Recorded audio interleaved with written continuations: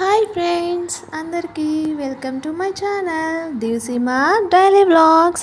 ఇప్పుడైతే మీరు చూస్తున్నది పులిగెడ్డ బ్రిడ్జ్ అండి. ఈ బ్రిడ్జ్ మీద జర్నీ అయితే చాలా బాగుంటుందండి. ఇటు కృష్ణానది అందాలు, అటు చల్లటి గాలులు వీస్తూ చాలా ఆహ్లాదకరంగా అయితే ఉంటుంది ఈ జర్నీ. ఈ బ్రిడ్జ్ అయితే కృష్ణా జిల్లాలోని పులిగెడ్డకి, గుంటూరు జిల్లాలోని పెనుమూడికి మధ్య నిర్మించిన అతిపెద్ద బ్రిడ్జ్ అండి ఈ బ్రిడ్జ్ కట్టకముందు అయితే అటు వాళ్ళు ఇటు రావాలన్నా, ఇటు వాళ్ళు అటు వెళ్ళాలన్నా అప్రాక్సిమేట్గా 100 కిలోమీటర్స్ అయితే ట్రావెల్ చేయాల్సి వచ్చేదండి. ఈ బ్రిడ్జ్ కట్టడం వల్ల ట్రావెల్ డిస్టెన్స్ అయితే చాలా తగ్గిందనే చెప్పుకోవాలి.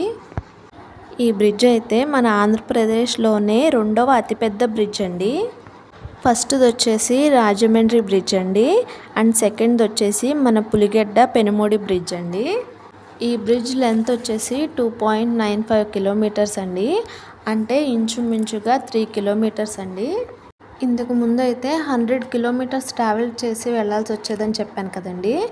ఈ బ్రిడ్జ్ కట్టిన తర్వాత అయితే జస్ట్ 3 కిలోమీటర్స్లోనే వెళ్ళగలుగుతున్నారు.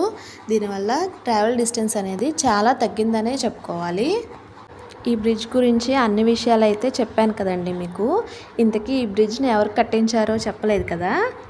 ఈ బ్రిడ్జ్ని 2006లో వైఎస్ రాజశేఖర రెడ్డి గారు అయితే కట్టించారండి. అప్పట్లోనే ఈ బ్రిడ్జ్ కట్టడానికి 71 crores అయితే అయిందండి. బ్రిడ్జ్ ఇటువైపు నుంచి అటువైపుకు వెళ్ళడానికి 5 minutes అయితే టైం పడుతుందండి.